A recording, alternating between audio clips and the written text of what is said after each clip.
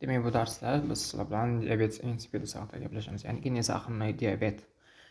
Buni ikkita turi bor, sentral va nefrogenik turi va buni turlariga kirguncha biz bularni umumiy xossalar haqida gaplashsak bo'ladi. Ikkalasidagi muammo yoki ADH ishlab chiqarilmayapti, miqdori kamayib ketgan, yoki-da ADH rezistent bo'lib qolgan retseptorlari. Retseptor resistance bo'lib qolgan. Javob bermaydi.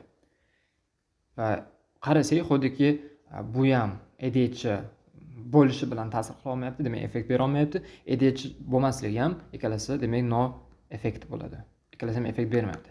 Demak bizda effekt bo'lmasa, qanday klinikaga kelib chiqishini biz ko'rib olsak, menimcha tushunarliroq bo'ladi.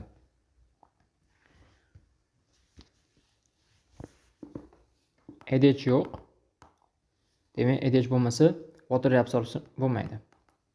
Suvni qayta reabsorbsiyasi bo'lmaydi.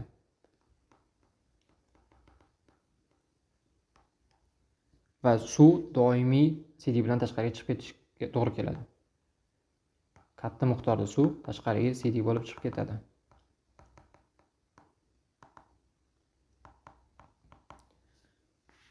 Nefronimizni o'tgan narsagini qunuq qilib chizamiz yana. Afferent, mana glomerulus, mana PCT, mana ascending limb, mana loop kenli halqasi, mana descending va bizdagi distal convoluted tube va oxirida collecting duct bo'lishi kerak edi.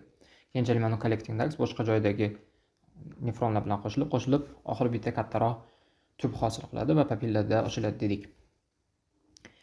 Endi asosiy baribir o'yinchilar bizda PCT, mana ko'tariluvchi, tushuvchi va distal convoluted tublarda aytaylik 90% gacha moddalar so'riladi va qolgan 5-10% gina moddalar mana shu distal convoluted tubdan keyin o'tadi. Collecting ductda aytaylik 5-10% atrofida suv qolgan bo'ladi. Asosiy suv massasi bir kunda 100 litrgacha filtratsiya jarayoni bo'lsa, qonimiz siydik birlamchi siydik hosil qilsa, shu 100 litrdan 90% mana shu yerda shu qismgacha qayta so'rilib bo'ladi organizmga. Ozgina qolgan qismi 5-10% gina bizda collecting ducts keladi. Endi mana shu collecting ducts bizdan nazorat qiladi va xosatan ADH sistema va aldosteron sistema nazorat qiladi. Ikkalasi qancha suv kerak organizmga? Suv hozir kerakmi?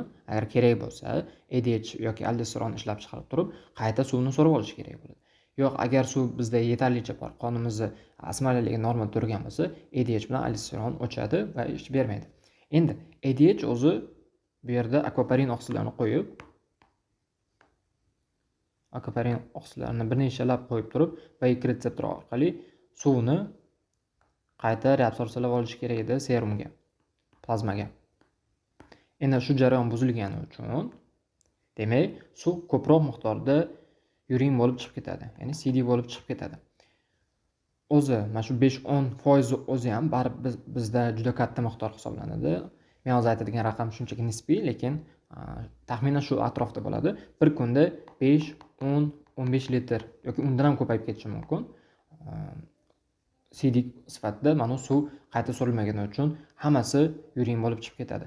Bu yerda aldosteron ishlaydi, boshqa mexanizmlar ham bor, lekin baribir ADH bizda asosiy suvga javobgar igroklardan biri bo'lgani uchun ADH bo'lmasa, ko'p suv tashqariga CD bo'lib chiqib ketadi. Endi yurinda 10 litr CD ning tarkibi aytaylik 99% suv bo'lib qolyapti. Qolgan qismi, ozgina qismi esa mochevina bo'lishi mumkin, kreatinin bo'lishi mumkin. Mochevina, kreatinin, qoldiq moddalar va hokazo bo'ladi. Lekin asosiy qism baribir suv bo'lyaptimi? Endi suv qanchalik bo'lsa, demak siydik shunchalik suyuq holatda, suyuqlanib ketgan holatda bo'ladi. Demak, dilution bo'ladi. Dilute yurin. Dilute degani inglizchani bilmasangiz, hozir shu videoni to'xtatingda, borib ingliz tilini o'rganishingiz kerak, chunki tibbiyotda ingliz tilisiz o'rganish juda qiyin narsa. Dilute yurin suyuqlashib ketgan. Va nihoyat mana shu terminni topdim, suyuqlashib ketgan. Buni teskarisi konsentrlangan bo'lar ekan. Yurin dilute bo'lib ketadi va dilute yurinda aytik osmolarlik juda tushib ketgan bo'ladi. Xuddiki foiz konsentratsiya eritmada tushib ketgandek, osmolaligi bizda CDda tushib ketgan bo'ladi. Va xuddi shuni teskarisi serumda o'zgarish bo'ladi. Serumda bizda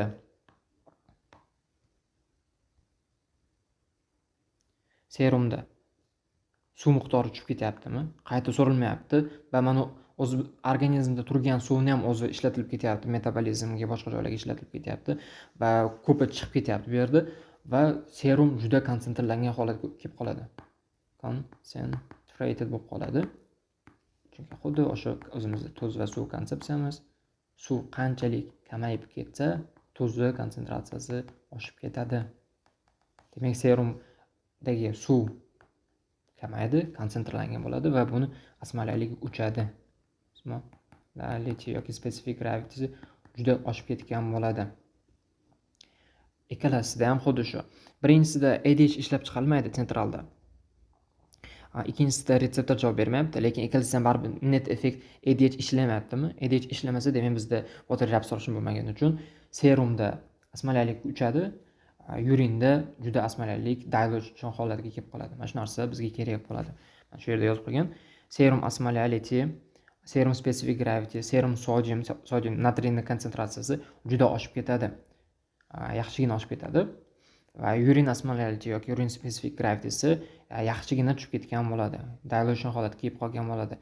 Faqatgina bu yerda low degandan keyin but always high, chunki bizda muammo ko'p suv chiqayotgan. CDning miqdori juda baland bo'ladi. Ikkalasida ham muammo shu, diabet insipidusmi, nesaxni diabetmi 10 litrgacha suv chiqyapti va urin va serumdagi osmolallikni biz bilishimiz kerak. Mana shu narsani bilsak, biz demak diabet insipidusni bildik. Endi bu yog'i prosta klassifikatsiyasiga joyga qo'yib qo'yish. Asosiy sabab nima va shunga qarab turib bizda davolashimiz farq qiladi. Central diabetes insipidusda central muammo yo gipotalamusda bo'ladi. Aynan supraoptik paraventrikulyar yadrolarda yokida posterior pituitarida, orqa gipofizda bo'ladi. Shu yerda aytib ketaman, agar gipotalamusda zararlanish bo'lsa, yadrolarda zararlanish bo'lsa, demak mana ketdi.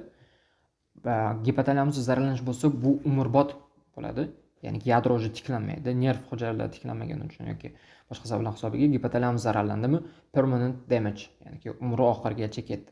Lekin posterior pituitary zararlanib qolsa, bizning posterior pituitaryning o'zi bitta vazifasi shunchaki sintezlanib bo'lgan ADH oksidatsionlarni zaxira qilib turish va qonga chiqarib turish edi. Shu vazifani bajara olmaydi. Bu keyinchalik tiklanishi mumkin posterior pituitaryimiz yoki agar tiklanmay qolsa ham, mana gipotalamus sintezlayotgan yadrosi zararlanmagani uchun sintezlangan gormonlar o'zida baribir faqat posterior pituitaryga keladigan qon tomiri bo'lmaydi, boshqa qon tomirlar ham bo'ladi. Shu qon tomirlarga chiqarib tursa ham normal miqdorda ishlab chiqarishi mumkin, ya'ni ishlab ketishi mumkin. Posterior pituitary zararlansa, bu qisqacha muddatda muammo kelib chiqadi, lekin uzoq muddatda gipotalamusda o'zini qon tomirlari bo'lgani uchun yoki yangi qon tomirlarni ishlab chiqara olgani uchun hech qanaqa keyinchalik klinika yo'qolib ketadi. Chunki biz vaskular endoteliar growth faktor bor, vaskular endoteliar o'suv faktori. Shu hisobiga biz angiogenez qila olamiz.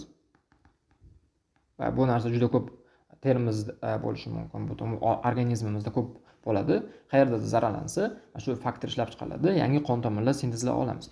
Va posterior pituitary bo'lmasa, gipotalamus o'ziga yangi qon tomir qilib turib ham, shu qon tomir orqali butun sistemaga o'zi ishlab chiqarayotgan ADH tarqata oladi. Shuning uchun agar gipotalamus zararlandimi, demak permanent. Posterior pituitarymi bizda temporary, ya'ni doimiy, vaqtinchalik. Mana shu narsani bilsak zo'r. Xo'p, bir necha marta o'zi aytganimizdek, sentralda muammo body cannot make yoki release ADH qanaqadir sabab hisobiga ADH ishlab chiqarilmayapti. Va ikkinchisi nefrogenik tur ADH resistance. ADH bor yoki normadan ortiq bor, lekin rezistent bo'lib qolgan. Central diabetes insipidus. Do'stlar, mana shu narsa juda muhim. Va imtihoningizda eng ko'p uchraydi degan nima asosiy sabablar shu. Mana shu ikkita sabablar hozir ko'ramiz. Bir nechta sistema bir-biriga uyg'un bo'lgani uchun bizda diabetes insipidusi so'rash ehtimoli imtihonda juda baland bo'ladi. Central turi brain injury, miyaga zarar. To'g'ridan to'g'ri bu travma bo'lishi mumkin. Aynan gipotalamus yoki posterior pituitary bizda zararlab qo'yishi mumkin. Gipoksiya bizda ishemik insult bo'lishi mumkin. O'zi bilmaydigan uchun qisqacha insultda ikkita turi bor: ishemik va gemorragik. Ishemikda kislorod qon yetib bormaydi.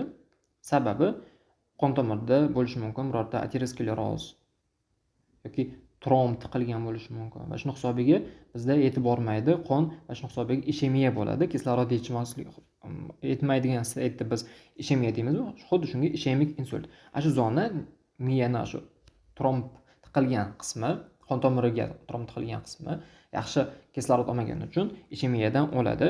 Bu narsa ishemik insult deydi. Gemorragik insult bu aynan qon bosimi juda baland bo'lib ketganda bo'ladi. Eshitgandirsiz, 220 ga misol uchun qon bosim chiqib ketgan va shundan keyin oyoq qo'li ishlamay qolgan. Ayni qon bosim, qon tomirlar 220 yo undan baland bosim kelib qolsa, juda baland bo'lsa, doimiy kengayish mana cho'zilib turadi. Oxir oqibat baribir shuncha bosimni ko'tara olmagandan keyin yorilib ketadi. Qon tashqariga chiqib ketadi va tashqariga chiqqan zona, shu zonada qon to'planib qolib gematoma bo'ladi va shuning hisobiga bemorda bir ma'lum zonalar ishlamaydi. Va nerv sistemaga o'tamiz, xudo xolasa o'tganda nasib bo'lsa ko'rasizlar. Bemori qayeriga qon quyilgani yoki yetib bormagan, ishemik bo'lgani hisobiga qaysi zona ishlamay qolishini ko'ramiz. Aynan e'tibor bergan bo'lsangiz, insult bo'lgan insonda ba'zilarida yuzida falajlik bo'ladi, ba'zilarida oyog'i ishlamaydi, xolos ba'zilarida hamma oyog'i ham qo'li ishlamaydi. Va bu narsa aynan qaysi qon tomirda va qaysi zonada ishemiya yoki gemorragik insult bo'lganini bilish bizda zo'r lokatsiya o'rgatadi. Nasib bo'lsa unga ham yetib kelamiz. Gipoksiya, tumor, qanaqadir tumor bo'lsa yoki kanser, ya'ni yangi hosila gipotalamus yoki posterior pituitarini to'sib qo'ygan bo'lishi mumkin, yo shu yerda o'zida rivojlangan yoki bularning yo'lini to'sib qo'ygan bo'lishi mumkin. Tumor, surgery, xirurgiya bo'lgan, qanaqadir operatsiya o'tkazgan bosh miyasida va xirurgning qanaqadir xatosi hisobiga diabetes insipidus kelib qolishi mumkin. Infiltrative disease degan narsa bor, sarkoidoz bo'lishi mumkin va boshqa kasalliklarimiz bor. Sistemli kasalliklar, uni keyinchalik o'tamiz. Shunda ham gipotalamus yoki posterior pituitarida aynan nervni turi, sarkoidozni nervni sistemaga ta'sir qiladigan turida ham bo'lishi mumkin. Ularni keyinchalik ko'ramiz. Meningit. Bizda dura, arachnoid, PM qavatlari bor bizda. Miyamizni qoplab turadigan dura, pia, arachnoid qavatlar bor. 3 ta qavat bor. Mana shu qavatlarning yallig'lanishi, zararlanishi bizda meningit deyiladi. Endi meningit miyani atrofini to'liq qoplab olgani uchun miyani boshqa zonalarni ham zararlashi mumkin bo'ladi va zararlab kelib turib, aynan gipotalamus yoki posterior pituitarni ham zarab qo'ysa, yalang'och shu darajagacha yetib kelsa, bizda diabetes insipidus chaqirib qo'yish mumkin. Yokida idiopatik bo'ladi. Idiopatik degani bu hamma narsaga tegishli. Agar idiopatik ma'nosini bilmasangiz, sababsiz birorta aniq sabab ayta olmaymiz. Shu narsa bizni kasallik keltirib chiqadi. Idiopatik pulmonary fibroz bor. Idiopatik diabetes insipidus bor. Idiopatik sahni diabet bo'lishi mumkin. Aynan sababi yo'q, qanaqa nasli ham yo'q, virus ham yo'q, hech qanaqa etiologiya yo'q. Shunchaki rivojlanib qolgan bo'lishi mumkin. Shunaqa. Endi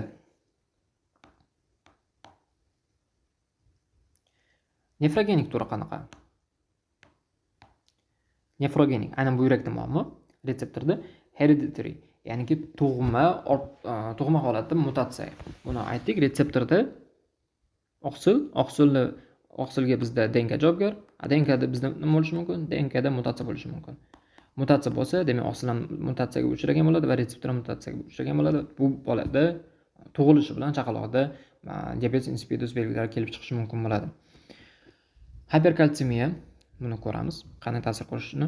Kalsiy xuddi mana kelib turib retseptor bloklab qo'yadi va javob bera olmaydi holat keladi va aynan hiperkalsemiya muhim, juda ko'p keyslarda keladi bu narsa. Tushuntiraman buni. Gipokalemiya, kaliy miqdori tushib ketgandan bo'lishi mumkin, ham tushuntiraman, va drugs, dorilar. Litiy, democlatiklin, NSAIDs. NSAIDs bizda NPVS dorilarimiz, non steroid dorilar. Bular bizda chaqirib qo'yishi mumkin nefrogenik va bu yog'i endi o'ta high yield ketadi. Step 1 va step 2 ma'lumotlar, xudo xolasa. Tushuntiraman. Central diabetes insipidus. Failure of the body to release antidiuretic hormone. Aytganimizdek, organizm ADH ishlab chiqara olmayapti. va bularni hozir sanab o'tdik sabablarini. Laboratory profil. Ikkalasida ham diabetes insipidusda serum osmolarity baland bo'lishini aytdik. Water loss juda ko'p ketgani uchun, organizm o'ziga qayta suvni so'ra olmaydigan, reabsorpsiya qilmaydigan uchun serum osmolarity juda baland bo'ladi. Va shu joyda urin osmolarity xuddi teskarisi suv juda ko'p bo'lgani uchun dilute bo'ladi va osmolarligi juda tushib ketgan bo'ladi va spesifik gravitasi ham tushib ketgan bo'ladi. Buni aligina tushuntirdim. ADH miqdori yo'q, chunki ishlab chiqarilmayapti. Va endi diagnostic response, water deprivation qilamiz. Water deprivation qilganda biz suv ichirmay qo'yamiz, xuddiki primary polydipsida aytdik, suvni ichirmaymiz va qaraymiz. Bizda urine concentrationda qanaqadir o'zgarish bo'ladimi, yo'qmi? Va bu yerda umuman deyarli o'zgarish bo'lmaydi. Nima uchun desak, bizda muammo ko'p suv ichishda emas edi. Ko'p suv ichgani uchungina bizda muammo kelib chiqmayotganda, bizda aynan ADH ishlab chiqarilmagani uchun biz buni water restriction qilganimizda fiziologik respons aytdik, ADH chiqib turib, biz urindan qayta suvni reabsorpsiya qilish kerak. Ya'ni tashqaridan kelmayaptimi, men o'zimdagini himoya qilib saqlab qolishim kerak, bekorga siydik bilan chiqib ketishini oldin olishim kerak degan ma'noda ADH chiqishi kerak. Lekin ADH chiqmayaptimi? Demak, bizda fiziologik respons bo'lmaydi. Fiziologik respons o'zi urin concentration bo'lishi kerak. Suvni tortib olgandan keyin bizdagi siydik konsentrlangan holatga o'tib qolishi kerak edi. Lekin ADH bo'lmaganda, demak, urin concentration o'zgarmaydi, past holatda turaveradi. Bu muhim, water deprivation demak o'zgarish bo'lmas ekan. Xo'p, desmopressin. ADH analogi bor. ADH bizda endogen bo'lsa, tashqaridan bizda sintetik holatda aynan ADH ga o'xshagan modda bor. Buni nomi desmopressin. Desmopressin degan dorimizni hatto biz o'zimizda ham ishlatamiz va buni bir nechta ishlatish mexanizmlari bor. Juda qiziq. Aynan qon tomir sistemasida ham gaplashsak bo'ladi. Central diabetes insipidus ishlatsak bo'ladi. Bola hattoki yosh bolada kechki payt siyib qo'yish uchun ham ba'zida ishlatiladi. Bu vaqtda ham mavzuyimiz yetib kelsak gaplashamiz. Desmopressin demak ADH tashqaridan sintetik analogi. Agar bersak qanday ta'sir ko'rsatadi? Va berganimizda bizda retseptorda umuman muammo yo'q edi. Shunchaki ADH ishlab chiqarilmayapti. Xo'p, biz tashqaridan ADH bersak qanday ta'sir ko'rsatadi? Retseptor yaxshi ishlagani uchun zo'r effekt bo'ladi. Demak, bizda effekt bo'ladi va mana yerdagi ADH miqdori ta'sir ko'rsatishni boshladi. Urindan suvni reabsorpsiya qilish boshladi va siydikdagi suv miqdori kamaygani uchun bizdagi siydigimiz konsentrlangan bo'ladi va uni osmolarligi oshishni boshlaydi. Va shunga ham aytyapti, result in significant increase in urine osmolarity. Siydigni konsentratsiyasi, osmolarligi yoki specific gravitysi yaxshigina oshadi. Chunki bizda ADH shunchaki ishlab chiqarilmaydi, retseptorlar ishlayapti. Tashqaridan biz ADH bersa ishlaydi. Va bunga davovi ham umr oxirigacha desmopressin ichish kerak bo'ladi. Desmopressin ba'zi holatda DDAVP degan abbreviatsiya ishlatiladi. Bu shunchaki uning strukturasi qandayligini qisqartirmasi. 1D-amino, 8D-arginin, vazopressin to'liq nomi. Bu strukturasi. Lekin uni biz desmopressin deb ataymiz. Bilib qo'yishimiz kerak. Sintetik gormon. Vazopressinga o'xshaydi. Xo'p, demak bizda asosiy muammo nima ekan bu yerda? Central diabetes insipidusda low ADH release. Endi USML point. Agar siz desmopressin berdingiz va u yerda haqiqatan qanaqadir effekt bormi? Demak, central diabetes insipidus. Buni oxirida summary qilsam ko'proq tushunasiz, lekin hozir menimcha tushunganingiz hozircha yetadi menga. Desmopressinni berdik, retseptor yaxshi ishlayotgani uchun effekt bo'ladi. Va bizdagi nefrogenikda hozir ko'ramiz, desmopressin bersak ham effekt bo'lmaydi, chunki retseptorda muammo bor. Demak, tushunarli menimcha. Endi nefrogenik turi. Rangimizni o'zgartiraylik. Bunda ko'zim shunisidan mana. Nefrogenik diabetes insipidus. Muammo buyraklarda joylashgan retseptorlarda, aynan collecting ductsdagi vaik retseptorlarda qanaqadir muammo bor. Kidneys are unresponsive. Ya'ni ADH ga javob bera olmaydi. Hormon bo'lsa ham demoqchi. Gormon bor. Lekin mantega retseptor ta'sir ko'rsatmayapti, ya'ni sezmayapti va kelma yerga o'tiraman desa ham o'tirishi bilan hech qanaqa pastda effekt bo'lmaydi. Chunki desensibilizatsiya holatiga o'tib qolgan. Va buni effekt bo'lmaganini sezgan organizm menimcha gormonimiz yetarli emas deb o'ylab turib yana negativ feedback bilan ADH miqdorini oshirishga harakat qilaveradi, lekin baribir bizda retseptor ishlamagani uchun effekt bo'lmaydi. E'tibor bersangiz, ADH bu yerda bor, sentralda yo'q edi.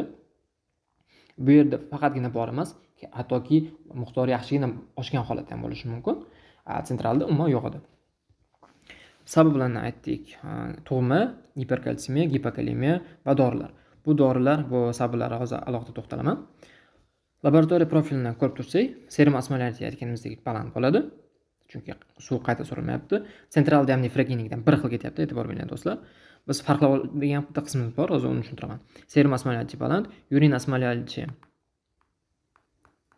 past, ADH level. Mana shu yerda ADH ni laboratoriyada tekshirsak bo'ladi. Normal yoki elevated bo'ladi. Sizga ba'zi holatlarda kelsa aytib qoladi, serum osmolarity baland, urin osmolarity past, bir kunda 10 litr CD ishlab chiqarilyapti deydi va ADH miqdori baland deb aytish mumkin. Siz ham bilishingiz kerak. Baland lekin ta'sir ko'rsatmayapti, demak bizda nefrogenik rezistentlik hisobiga. Yoki ADH berib qo'yadi, normasi bilmayman, taxminan aytaylik 5-10 mg bo'lishi kerak desak, sizga 4 berib qo'yish mumkin, 7 berib qo'yish mumkin, 11 berib qo'yish mumkin. Ya'ni normaga juda yaqin holatda turgan bo'lishi mumkin va siz bu narsaga aldanmang. Demak, bor ekan, 4 bo'lsa ham ijoban normaga ozgina kamroq bo'lsa ham bor ekan yoki ba'zi holatda 11 normadan ham oshib ketgan holat turibdi ekan, lekin ta'sir ko'rsata olmayaptimi? Demak, nefrogenik diabetes insipidus deb aytsangiz bo'ladi. Endi diagnostic response. Water deprivation qilsak, hech qanaqa o'zgarish bo'lmaydi urine concentration, chunki bizda ADH yo'q. Biz tashqaridan suvni cheklab qo'ysak, yana ADH normada fiziologik response ADH ishlab chiqarib turib, suvni qayta reabsorsiya qilish kerak CDda va shu CDda konsentratsiyasi 700-800 osmolargacha ko'tarib olish kerak edi. Lekin bizda ADH sistema o'zi ishlamayotgani uchun hech qanaqa effekt bo'lmaydi. Endi desmopressin test, mana shu joyi juda muhim. Desmopressin testi hech qanaqa ta'sir ko'rsatmaydi bizda urin osmolaritiga. Sentralda ADH ishlab chiqarilmayotdi, biz tashqaridan bersak, retseptor yaxshi ishlayotgani uchun zo'r effekt bo'ladi, urin osmolarity 700-800 ga ko'tariladi.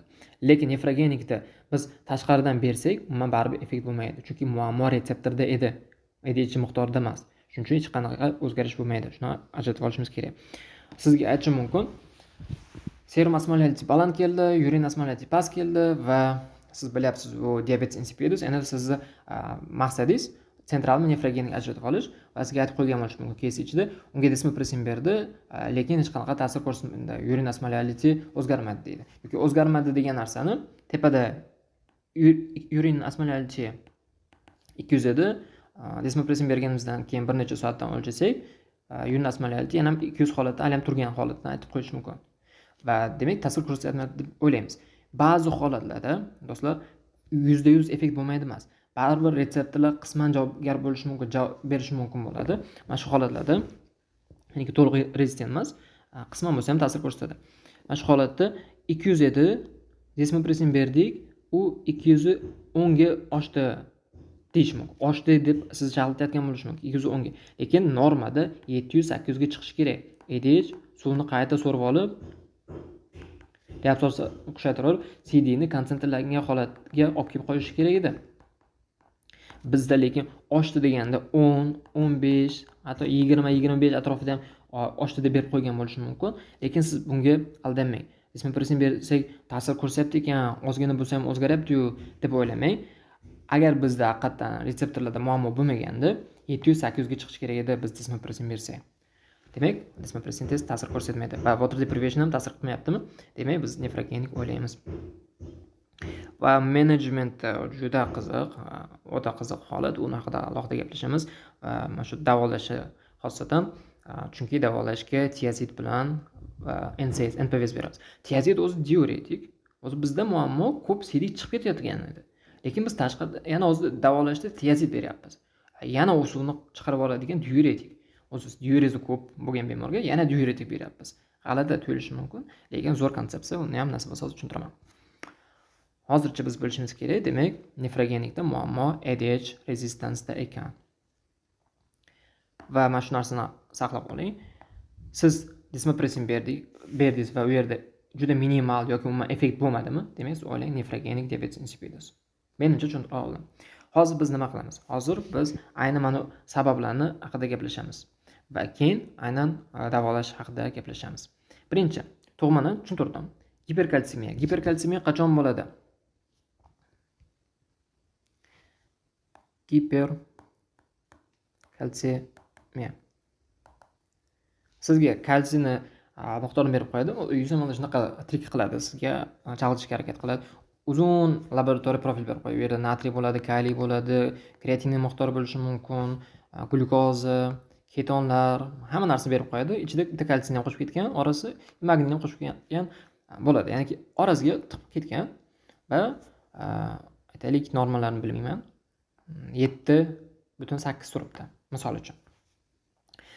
Do'stlar, USML'da kerak emas laboratoriya profili yollash, chunki sizda mana chekasida, ekraningizni chekasida imtihonda ham, UVoltda ham lab degan qism bo'ladi. Laboratoriya qismini bossangiz, mana natriy normada necha bo'lishi kerak, kaliy necha bo'lishi kerak, glyukoza, kalsiylar normasini o'sha yerda yozib qo'ygan bo'ladi. Yollash shart emas.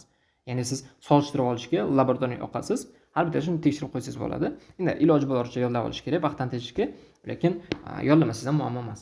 Qaradingiz, kalsiyning miqdori 7.8. Normada aytaylik 3 bilan 4 orasida bo'lishi kerak. Raqamlar nisbiy. 3 bilan 4 bo'lsa norma.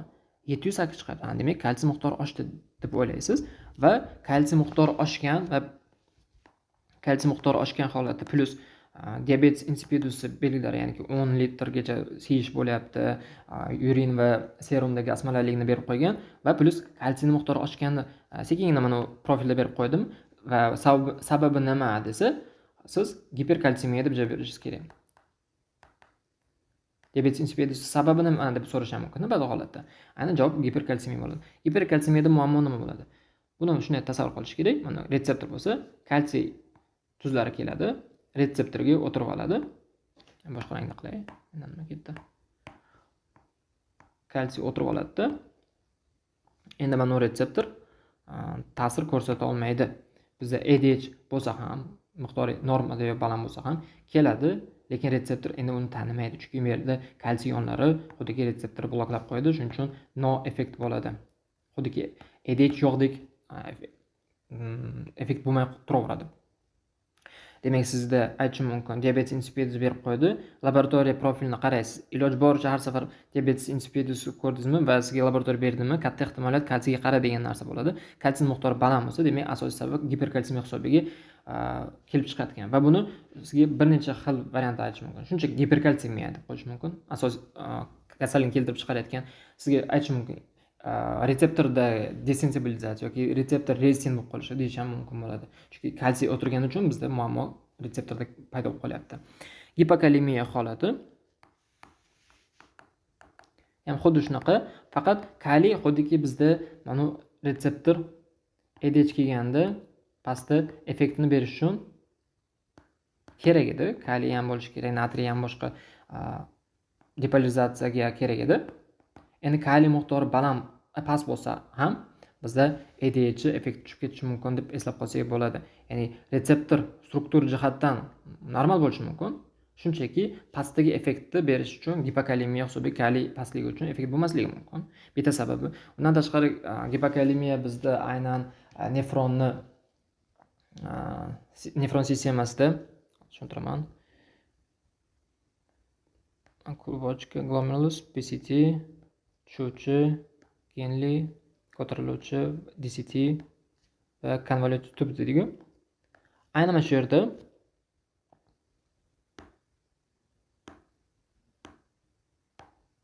aynan ko'tariluvchi qismida bitta ion kanallar bor, natriy, kaliy, xlor ion kanallar bor.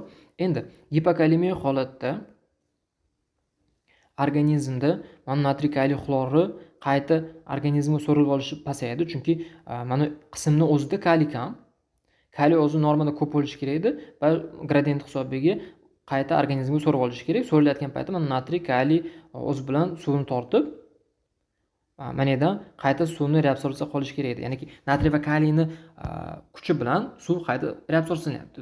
Lekin endi kaliy bo'lmasa-chi, kaliy bo'lmasa natriy ham ishlay olmaydi, chunki uni sherigi yo'q, birga mana transport devordan o'tishga va natriy miqdori normada bo'lsa ham kaliy tushib ketgan hisobiga mana endi gradient yo'q. Bu yerda o'tish uchun bu yerga kamroq o'tgani uchun suv ham qaytib o'tmayapti va suv ko'proq miqdorda distal konvolyutsiya va kollektiv daksga ko'proq miqdorda suv keladi. Chunki mana endi so'rilmay qoldi, muammo shu yerda. Gipokalemiyaning bitta sababi ham shu. Endi kaliy past, suv bu yerga ko'proq kelyapti va ADH bo'lsa ham, retseptorlari ishlayotgan bo'lsa ham, hozir ishlamasligi sababi mana retseptorlar pastda xuddi qo'zg'alishiga ham kaliyning ahamiyati bor edi, lekin bu yerda undan tashqari suv ko'p kelayotgani uchun ADH mana ozgina ishlayotgan qismi ham ulgurmaydi, juda ko'p suv kollektiv indeksga borishi. Asli gipokalemiya men hozirgacha ko'rmaganman, birorta joyda kesimda kelmadi. Giperkalsemiya keladi. Gipokalemiya kelish ehtimoli yoki nima aynan sababi degan narsa bo'lmaydi. Shunchaki bilib qoling, gipokalemiyada ham ADH rezistentligi kelib chiqishi mumkin va bir nechta sabab bor. Bittasi bu. Все. Endi hozir bizda men giperkalsemiya deb ketdim, lekin giperkalsemiyani boshqa sistemaga ulash esdan chiqdi. Sizga shunchaki giperkalsemiya deb qo'ymaydi. Endi mana shu joyda boshlanadi qiziq joylar. Sizga sistemik kasallik, aytaylik, sarkoidoz beradi. Sarkoidoz degan kasallik bor, uni keyinchalik o'tamiz. Unda organizmda granulyomlar hosil bo'ladi, u yerda makrofaglar paydo bo'ladi. Buni nimaga makrofag bo'lyapti, sarkoidoz nimani hozir tushuntirib o'tirsam juda ko'payib ketadi. Shunchaki biling, sarkoidoz degan kasallik bor, unda makrofaglar aktivlanib ketadi.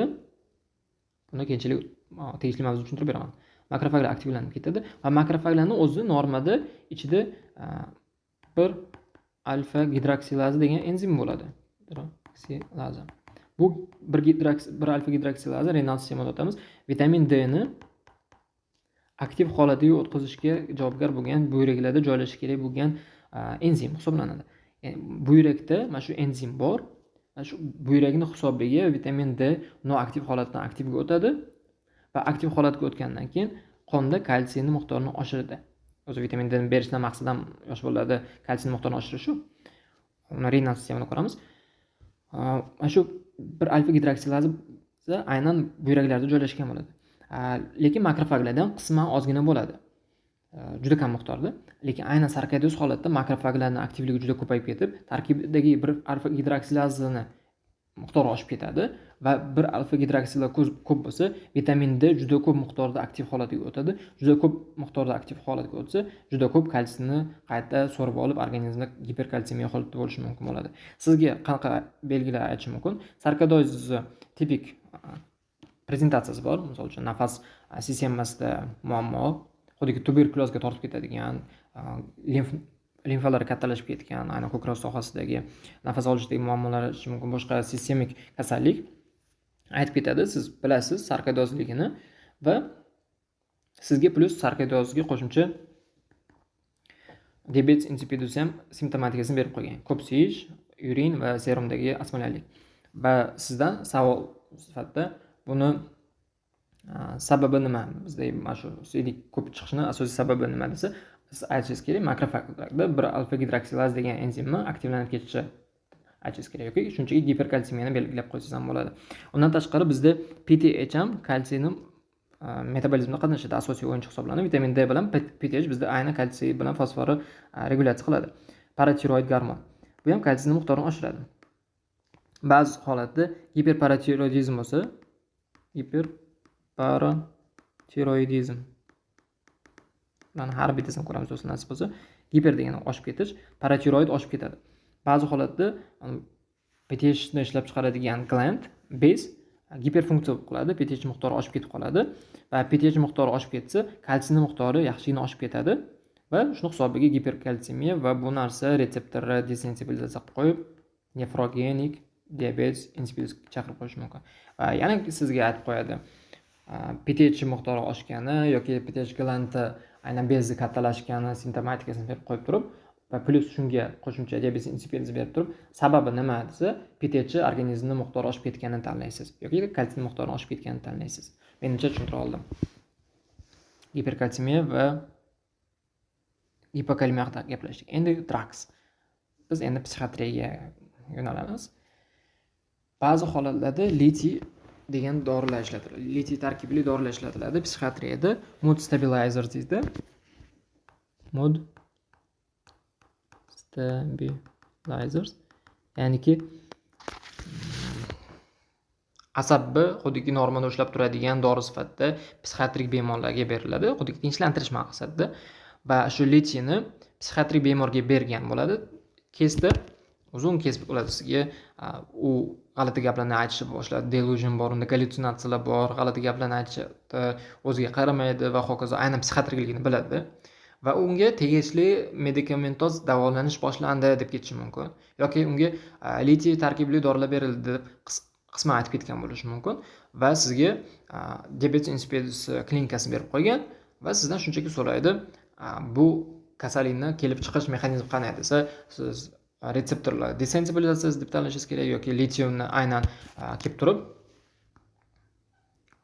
buni ham shunday tasavvur qilsak bo'ladi. Kalsiy kelib o'tirib mana bitta retseptorni bloklab qo'yadi-yu, effektini. Xuddi shu narsani tasavvur qilsak bo'ladi. Litiy kelib turib, uni retseptorni buzib qo'yadi. Shu buzib qo'ygan hisobiga endi ADH bo'lsa ham javob bermaydi. Shuning uchun nefrogenik diabet insipidus chaqirib qo'yish mumkin bo'ladi. Menimcha tushunarli. Psixiatrik kasallik, psixiatrlik bemor litiy ichgan va bemorda diabet insipidusi aynan nefrogenik turi kelib chiqqan bo'ladi. Ba'zida aytish mumkin, psixiatrik bemor litiy terapiya boshlandi va bu terapiyani side effecti, ya'ni pobochkasi qanaqa bo'ladi deb negativ dorilarimiz ham side effektlari bor. Side effekti nima bo'ladi desa, siz nefrogenik diabet insipidusligini ulay olishingiz kerak. Menimcha tushunarli bo'ldi. Endi demoklotsikliin degan dori bor. Demoklotsikliin bu tetratsiklin antibiotik hisoblanadi. Bakterial infeksiyalar uchun ishlatilishi mumkin yoki aknelarga yoki respirator infeksiyalarga ishlatilishi mumkin. Va mana shu demoklotsikliin shunaqa effekti bor. Mana retseptorni xuddiki bloklab qo'yish effekti ham bor. Demoklotsikliin deb turib, bu ham xuddiki litiyga o'xshab kelib buni bloklab qo'yish effekti bor. Shuning hisobiga ADH bo'lsa ham retseptor ta'sir ko'rsata olmaydi, effekt bo'lmaydi. Va shuning hisobiga nefrogenik diabet insipidus. Va klassik prezentatsiya antibiotik terapiya olgan deydi va antibiotik terapiyadan keyin diabet insipidus paydo bo'lib qoldi. Bu qanday preparat deb so'rash mumkin. Siz demoklotsiklinni javoblar ichidan tanlashingiz kerak. Yoki demoklotsikliin qilinganini aytib ketiladi yoki tetratsiklin gruppasiga kiradigan bitta dori ishlatiladi deb aytilishi mumkin va diabet insipidusga siz bog'lay olishingiz kerak bo'ladi. Xo'p, demoklotsiklinni keyingi darsda ko'ramiz. CADH degan kasallik bor. Ham zo'r. ADH bo'lsa hozir ko'rayotganimiz miqdor tushib ketish yo effekt bermasligini ko'ryapmiz. Endi ba'zi kasalliklar bor, ADH miqdori oshib ketib qoladi. Oshib ketishi CADH bo'ladi. Bu keyingi mavzuyimiz. Ayni oshib ketish bo'ladi. Endi oshib ketganda biz mana shu dorini demoklotsiklinni bersak bo'ladi davolash maqsadida. Ya'ni bizda ADH juda baland chiqyaptimi? Biz retseptorni bloklab qo'yadigan dorilardan birortasi demoklotsiklinni bersak, DCni bersa, retseptorni bloklab qo'yapti. Bloklanib qoladi va ADH bo'lsa ham ta'sir ko'rsata olmaydi. Va organizmdagi suvni juda ko'p qayta so'rab olishgan bo'ladi. Aynan ADH hisobiga juda ko'p suv qayta so'rab olayotgan holatda hech yo'q ozgina bo'lsa ham qaytarishga ishlatiladi. Ya'ni demoklotsiklinni faqatgina antibiotik sifatida, tetratsiklin sifatida ishlatmaymizda, uni side effektidan biz aynan CADH davolashda ishlatamiz, chunki u borib turib ADH retseptorini bloklab qo'yish effekti bor. Menimcha tushunarli. Ba'zi holatda NSAIDs ham NSAIDs deganda NPV dorilarimiz juda ko'p og'riq qoldiruvchi dorilarimiz tarkibi NSAIDs bo'ladi bizda. Nomma ismi kelmayapti hozir. Kerak bo'lgan paytda eski kelmaydi-yu. NPV dorilarimiz ham iloji boricha bemorlarimizdan saqlashimiz kerak, chunki u nefrogenik diabet insipidus chaqirib qo'yishi mumkin. U ham retseptorni xuddiki bloklab qo'yish effekti bor. Va shu hisobiga nefrogenik diabet insipidus chaqirish mumkin, lekin undan tashqari gastroenterologiyada oshqozonlar yaralarga olib kelib qolishi mumkin uzoq muddat ishlatishga va juda yomon holat bo'ladi. Bizda bemorlar bo'lgan. U shunchaki og'riq qoldiruvchi dorilarni bir necha kun ketma-ket ichgani uchun oshqozon yara bo'lib ketadi. Ulardan keyinchalik gaplashamiz. Demak, litiy, demoklotsikliin, NSAIDs. Bemoringiz qanaqadir kasal boshqa umuman boshqa kasallik plus qanaqadir davolash qilingan bo'ladi. Davolashda aynan NSAIDsga tegishli birorta dorini aytish mumkin, yoki domoklitiklin deb ketish mumkin, yoki tetratsiklin qilish mumkin, yoki psixiatrik kasal bo'lgani uchun litiy berildi deyish mumkin. Dori deb qo'yaman. Va bizda simptomatika paydo bo'ldi. Diabetes insipidus'i. Siz bu nefrogenik diabetes insipidusligini bilishingiz kerak, yoki aynan sababi nima desa retseptor desensibilizatsiya deyishingiz kerak. Yoki sizda yana aytishi mumkin, serum osmolaridinozni o'lchasak shu bemorda qanday bo'lishi mumkin deydi. ADH miqdori o'lchasak qanday bo'lishi mumkin? Yurinni osmolarizi qanday bo'ladi degan narsani so'rashi mumkin bo'ladi. Siz konsepsiyani tushungan bo'lsangiz, menimcha muammo bo'lmaydi. Xo'p, endi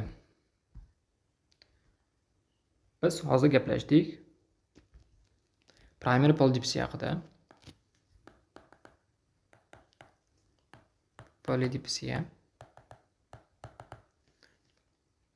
central diabetes insipidus va nefrogenik diabetes insipidus.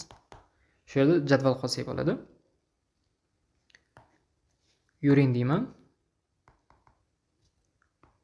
serum deyman, ADH deyman va water deprivation test deyman. Mana desmopressinni o'qijaman. Mana shu narsa bizda summary bo'ladi. Mana shu summaryni tushunsangiz, demak, siz juda ko'p keyslarni tushunasiz. Primary polydipsiyada yurin osmoliti qanday o'zgarardi? Juda ko'p suv ichgan uchun, juda ko'p siyatgan bo'ladi. Shuning uchun ularning osmolaligi tushib ketgan bo'ladi. Osmolalik. Serumda ham xuddi shu, osmolaligi tushib ketgan bo'ladi. ADH qanday bo'ladi? ADH ham maksimal tushirilgan, chunki biz istamaymiz qayta suvni so'rib turish. O'zi suv juda yetarlidan ortig'i bor. Water restriction test qilsak, effekt qanday bo'ladi desa, yurin konsentratsiyasi oshadi, fiziologik respons bo'ladi, chunki bizda ADH sistema umuman hech qanaqa o'zgarish bo'lmagani uchun, shunchaki suvni to'xtatib qo'ysak, asosiy muammoni olib tashlasak, bir necha soatdan keyin CDga normal konsentratsiyaga qaytadi. Va mana shu high point hozir. Water restriction test edi. Desmopressinni bersak, bizda effekt bo'lmaydi. Chunki ADH sistemada muammo yo'qda. Central diabetes insipidusda yurin osmolality bizda ADH yaxshi ishlamayotgani uchun, suv qayta so'rilish bo'lmagani uchun CDga juda ko'p suv miqdori bo'ladi, suyuqlanib ketadi, shuning uchun osmolallik tushib ketgan bo'ladi. Serumda teskarisi bo'ladi, osmolallik oshib ketgan. ADH miqdori qanday o'zgardi desa, serum bu yerda hayal bo'lganini belgilayman, kamaygan bo'ladi. Chunki nefrogenikda aynan oshgan bo'ladi. Water restriction test qilsak, central diabetes insipidusda deyarli o'zgarish bo'lmaydi, minimal change. Desmopressin bersak, zo'r effekt bo'ladi, yurin osmolarity oshadi.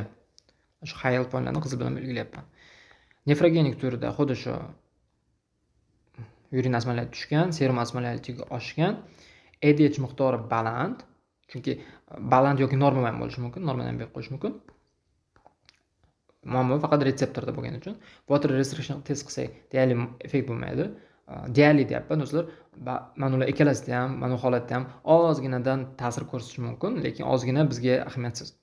Nefrogenikda diabetes insipidusni bersak, desmopressinni bersak, hech qanaqa effekt bo'lmaydi. Mana shu narsani tushungan bo'lsangiz, demak siz mavzularni zo'r tushunibsiz. Menimcha tushuntira oldim. Yana shu yerda aytish kerak, psixiatrik kasallik dedik. Psixiatrik o'zi primary polydipsiyaning asosiy sababi edi. Undan tashqari nefrogenik turida psixiatrik bemor litiy ichgani uchun ham kelib chiqayotganda sizdan ikkalasini solishtirib berishni ham so'rash mumkin. Siz ajratib olishingiz kerak, psixiatrik bo'lgani uchun ko'p suv ichyaptimi? Siz mana yurin osmolality, serum osmolality pastligini bilib turib bu primary polydipsiya bilishingiz kerak, yoki bu aynan psixiatrik kasallikka dori berganimiz, aynan litiyni berganimiz uchun nefrogenik diabetes insipidusligini aynan yurin osmolality bilan serum osmolatidagi o'zgarish. Buni oshyapti, bunda ikkalasi ham pasayapti. Mana shundan ajratib olishingiz kerak va diagnoz qo'yishingiz kerak bo'ladi. Va oxirgi, demak, sizlar bilan gaplashadigan narsamiz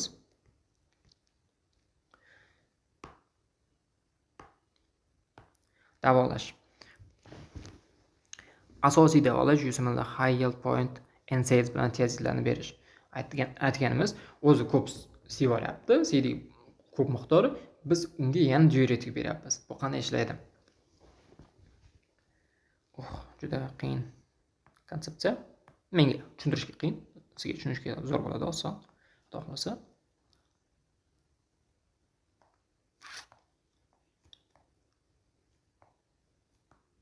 Menimcha mana nefronni strukturasi sizga yod bo'lib ketdi. Tiazidlar aynan DCT da ishlaydi. Distal konvolyut tubda bizda natriy bilan xlori adashmasam, natriy bilan xlori so'rib olayotgan transportyorlar bor. Qayta reabsorsiya qilish kerak. Organizm iloji boricha kerakli narsani saqlab qoladi. Natriy, kaliy, xlor, aminokislota, glyukoza, hamma narsa bizga kerak. Shunchaki mana endi filtratsiya bo'lib ketgani uchun chiqarib olmasligimiz kerak, qayta so'rab olishimiz kerak. Va qayta so'rab olish har xil qismda har xil moddalar so'raladi. Aynan mana shu yerda hozir biz gaplashganimiz ascending limbda ham transportyorlar bor. PCT da ham bor. Bu yerda natriy, kaliy, ikkita xlorli transportyor bor va bular bu yerga qayta reabsorsiyalanayotgan, o'zi bilan suv olib kelishi kerak. Aynan furosemidimiz shu yerda kelib turib, mana shu kanalda bloklaydi. Furosemid. Bu ham diuretik. Va tiazid degan gruppamiz bor, tiazid dorilarimiz bor. Buni ham ko'pchilik ishlatgan biladi. Aynan distal konvolyut tubdagi natriy xlori ionini bloklab qo'yadi. Bu yerga bloklab qo'ysa, natriy xlor so'rilmaydi qayta va natriy bilan xlor bilan gradient hisobiga kelayotgan, qayta so'rilayotgan suvning miqdori tushadi, ya'ni qayta so'rilmaydi va bu ham bloklangani uchun ko'proq suv tashqariga CD bo'lib chiqib ketadi, diurez bo'ladi. Ya'ni bu diuretik. Diuretiklar bizda diurezni stimulash kerak. Suvni ko'p chiqarib yuboradi. Endi bu boshlang'ich fazasidagi effekt. Biz bu bemorimiz o'zi ko'p suyatuvdi, biz tiazidni berdik, u yana ko'proq suyishni boshlaydi, chunki ko'proq suv chiqib ketyapti. Endi shu joyda zo'r qizi bor. Natriy bilan xlor ham chiqib ketyapti bu yerda. Qayta so'rilmagani uchun mana natriy bilan xlor ham tashqariga chiqib ketyapti CD bilan. Va organizmda, serumda natriy va xlor miqdori tushadi. Bir reys xuddiki chiqarib yuborgandan keyin natriy xlor miqdori tushgani, keyingi reysda kelayotgan qonni ikkinchi reysda mana filtratsiyaga keldi va aynan PCT ga kelganda serumdagi natriy xlor miqdori pasayishi, birinchi reysdan chiqib ketgan ikkinchi reysga kelgandagi qonda PCT dagi hujayralar natriy bilan xlor miqdori tushib ketganini ko'radi, o'ylaydi, bizda qanaqadir muammo bor, biz hozir nima qilishimiz kerak? Aynan proksimal tubulda ko'proq suv bilan sodiumni, natriyni so'rab olishimiz kerak. Chunki natriy asosan shu yerda eng ko'p natriy shu yerda so'riladi, proksimal konvolyut tubida so'riladi. Qolgan qismi mana so'rilishi kerak. Lekin asosiy qismi PCT da so'riladi. Endi natriyni kamligini sezgan organizm o'ylaydi, demak bizda qayerdadir muammo bor. Men natriyni yo'qotyapman, men natriyni saqlab qolishim kerak dedi. Iloji boricha kam natriyni ko'proq saqlab olishga harakat qiladi. Ya'ni reabsorsiyasini kuchaytirib yuboradi. Chunki o'ylayapti, mana tasavvur qiling, logikasi nima? Organizmda men PCT hujayrasi bo'lsam, o'ylayman, natriy kam kelyapti. Demak, organizmda natriy yetishmoqchilik bo'lyapti va men hozir iloji boricha mana shu kam bo'lsa ham natriyni qayta reabsorsiya qilib olishim kerak deydi, juda ko'p miqdorda natriyni zaxira qilib oladi. Vaholanki u narsa shunchaki tiazid effekti sifatida ozgina natriy xlor miqdori pasayishi edi. Endi ko'p miqdorda natriy bu yerda so'rilishni boshlasa, o'zi bilan suvni ham tortib ketadi. Ya'niki tiazidni bersak, birinchi effekti suvni tashqariga chiqarib olib diurezni kuchaytirayotgan bo'lsa, ikkinchi reysda ikkinchi marta sizga kelsa, filtratsiya bo'lgandan keyin kam natriy sezilib, PCT da ko'proq natriy so'riladi, qayta reabsorsiyalanadi va qayta reabsorsiyalanayotganda suvni ham qayta reabsorsiya qiladi, massivni suvni qayta so'rib oladi. Endi organizm o'zi muammo diabetes insipidusda ko'p suvni yo'qotayotgan bo'lsa, shu yerda suvni hech yo'q qanchadir qismini qayta so'rib olishga qobiliyat paydo bo'ladi tezliklarni bersak. Ya'ni tezda berishdan maqsad yana qo'shimcha siydirib olish emas, aynan natriy xlori miqdori tushgani hisobiga natriyni qayta reabsorsiya qilayotgani uchun o'zi bilan suvni qanchadir miqdorini tortib ketadi va organizmda suvni miqdorini ozgina bo'lsa ham oshiradi. Endi ozgina emas, yaxshigina ta'sir ko'rsatadi. Buni diuretik mavzuda ko'ramiz. Aynan furosemidni bersak ham, tiazidni bersak ham shunaqa side effekti bor. Davleniya bir marta tushiradi, lekin yana qayta oshirib qo'yishi mumkin. Uni keyinchalik tushuntiraman. Hozircha bilishimiz kerak, tiazid demak suvni qayta reabsorsiyasini oshiradi. Endi biz nima uchun unda NSAID beramiz? NPVS nimaga ahamiyati bor? Hop, tiazid tushundik. Suvni qayta so'rab olishi ta'minlar ekan. NSAID nimaga beramiz? NPVS nima aloqasi bor desak, aynan mana yerga kelayotgan boshqadan chizarkan mana. Aynan kelayotgan afferent arterioli, mana endi chigalik hozir qilib turib, efferent arteriol bo'lib global hosil qilyapti-ku. Shu afferent arteriollarda prostaglandinlar ishlab chiqariladi. Hujayralarda prostaglandin afferent arteriollarni kengaytirib turadi. Qani chizsam, afferent kengaytirib turadi. Miqdorini, qon tomiri kengligini oshirib turadi. Endi biz bilamiz, NPVSlar aynan prostaglandin inhibitorlar hisoblanadi. Oshqozonda ham yara keltirib chiqarishning sababi bu yerdagi prostaglandinning himoya qatlamini inhiblab qo'yib, oshqozonni o'zidagi tabiiy himoyani yo'qotib beradi va ichkaridagi kislota prostaglandin bo'lmagani uchun to'qimani o'zini yeb oladi. Va bu yerda ham xuddi shu effekt bo'ladi. Prostaglandinlarni inhiblab qo'yadi. Prostaglandinlar bo'lmasa, afferent kengaya olmaydi va afferent qon tomirimiz naborot shu yerda torayib qoladi. Razmer bu shuncha edi, katta edi, endi kichkina bo'lib qoldi. Va biz maqsad mana shuni toraytiraylik, afferentni kamaytiraylik va shuni hisobida kamroq qon yerga kelsa, kamroq qon filtratsiya bo'ladi. Kamroq qon filtratsiya bo'lsa, kamroq suv bu yerga o'tadi filtratsiya bo'lib, kamroq suv bu yerga o'tsa, kamroq miqdorda biz suvni siydikda chiqarib yo'qotamiz. Iloji boricha filtratsiyani kamaytirib qo'ysak, mana organizmga kelayotgan suv filtratsiya bo'lib chiqib ketmaydi, kamroq filtratsiya bo'ladi va shu hisobiga mana yerdagi suv ko'proq qoladi, chunki qon tomiri to'g'ri bo'lgani uchun fizika mana shu yerga yetib bora olmaydi. Demak, NSAID beramiz, qon tomiri toraytirib, iloji boricha kamroq suvni filtratsiya qildirib yuborishga, tiazid beramiz, qayta suvni iloji boricha saqlab qolishga. Organizmni maqsad harakat qilyapmiz davolashda suvni saqlab qolishga. 10 litr, 15 litr bo'lib chiqib ketmasin-da, organizm qanchadir miqdorni saqlab qolsin degan ma'noda ishlatamiz.